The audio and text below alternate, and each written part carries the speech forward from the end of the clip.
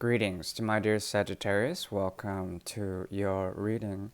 This is a reading for Sagittarius in the mid-month of September 2020. And essentially, this is a three-portal reading. So essentially, what shows up in the portals are forms or narratives that you can take to fit into your own narrative. Please take only what you will and use your discernment to understand a bit more of the implications that may occur. Okay? Please clear your mind, and I do wish you the very best for the time being. I'll be working from my Legitimate Tarot and Sagana Disorder deck for the first portal, which should be opening shortly.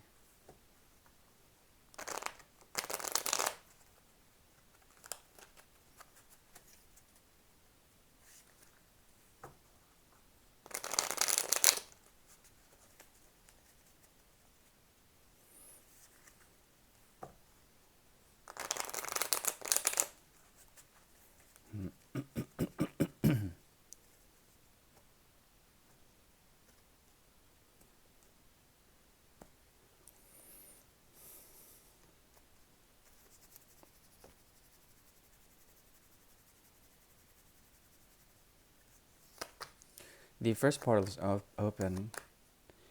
Oh, okay.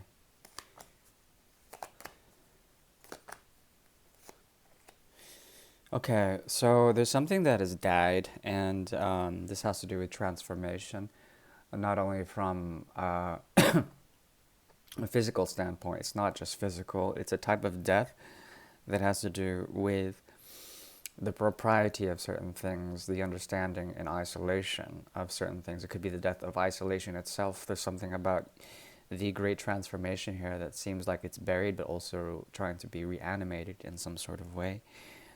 Scorpio is strong here. So it's as if something that you thought was once healthy is now cast out or buried. And as you have gone through the transformation, there's a feeling that it could be reemerging, or some form of what you thought was once healthy is now being converted into something new. Okay?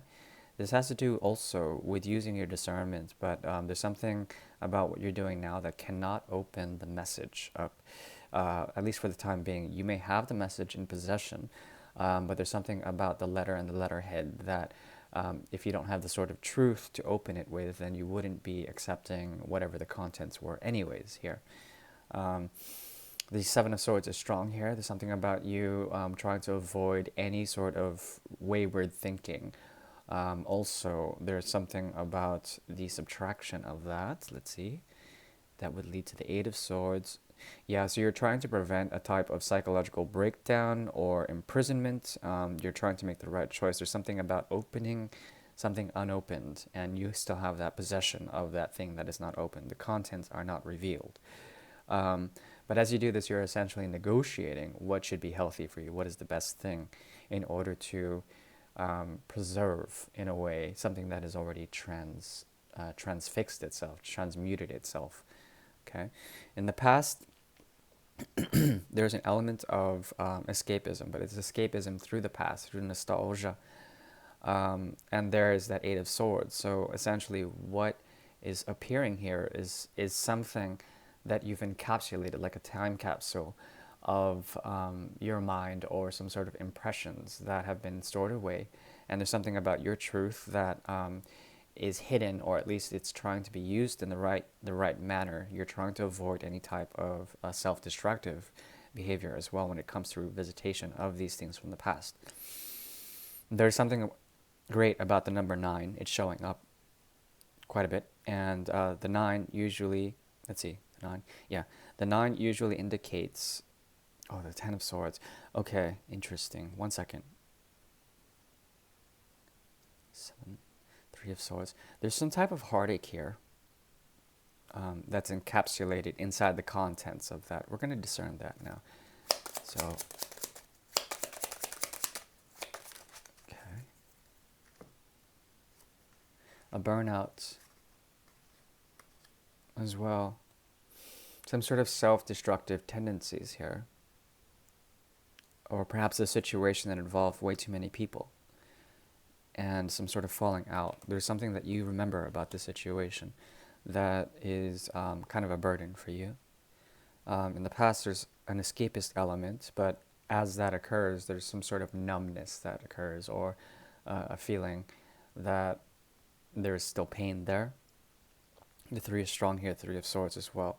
Something about you was motivated enough to become wise, to understand through the scars of love what is going on here. Okay. Right now, your intuition is your best friend, but it may be overwhelming you. There's something about the emotional memories tied to this encapsulation that is strong. In the near future, there's a possibility that you will be torn because you might love more than one person. There's something about that that might be good for you. Maybe perhaps there's something that is exploring the realm of love.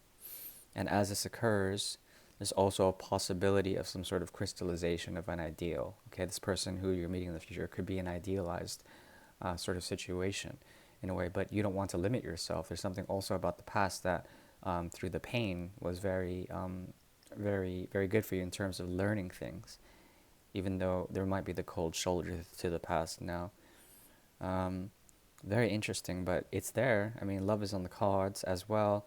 There is a possibility for some sort of realization of an expectation. But be careful, because this expectation, this idealization might be something very old-fashioned. And if you're not into that sort of thing, then perhaps the connection from the past, which is a very, very strong one that was based on the mind especially, needs to be revisited in some sort of way. Ha!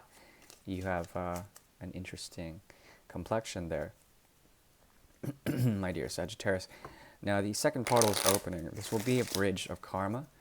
You may choose to walk this bridge if you like. Essentially, these are actions from one place to another. You can negotiate the bridge, you can see it from a distance, not walk it, you can burn it if you like. We'll see what happens.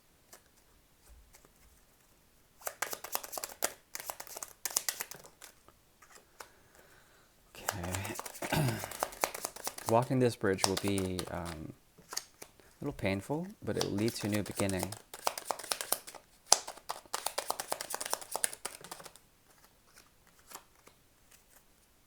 Yeah, definitely stability here.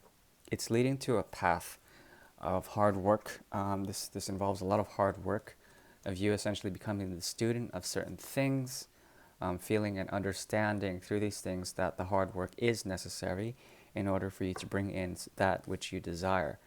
That which you desire could be health or more options, choices to understand a type of truth that may be emerging, a higher mindset.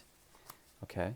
There also is the possibility that you would find stability in something that is more traditional, more old-fashioned in a way, but also this is laced, okay?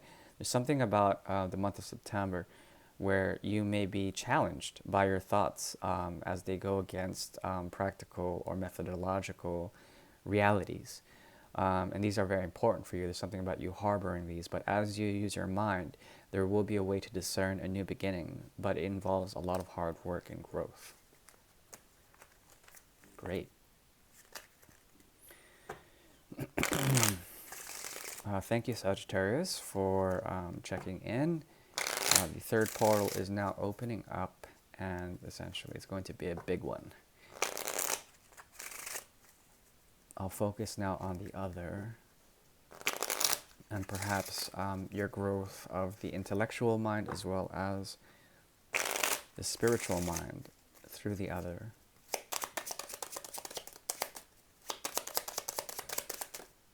Okay.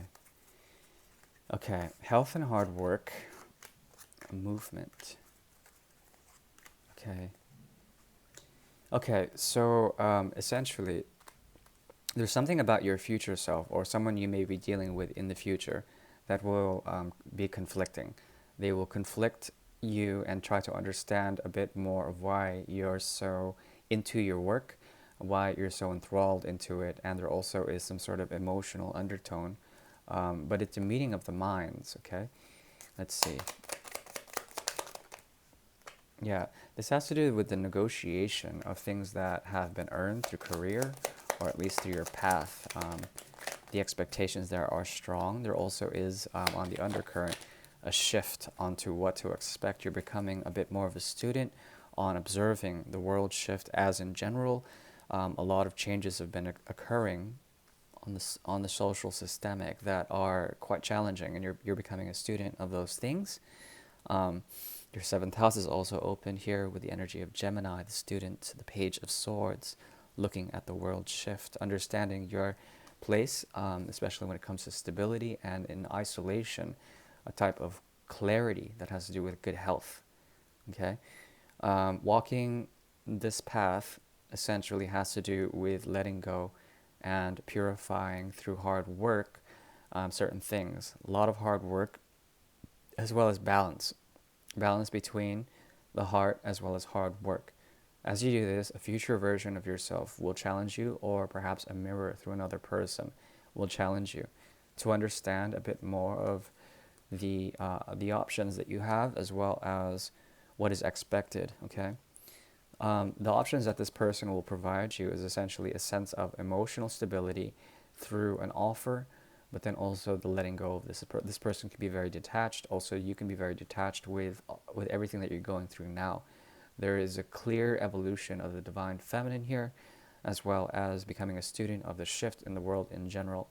Um, yeah, I think your options might be an illusion as well. You could be working in multiple projects or multiple situations or relationships, and these are essentially filled with the dream world as well as emotional detachment from the dream world. Okay, very interesting.